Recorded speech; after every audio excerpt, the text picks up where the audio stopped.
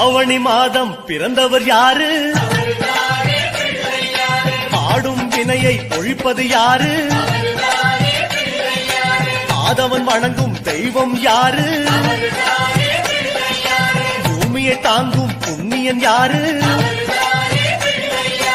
அனலாசுரனை தின்றது யாரு? ஆணவம் நீக்கும் நாயகன் யாரு? முப்புரி அணிந்து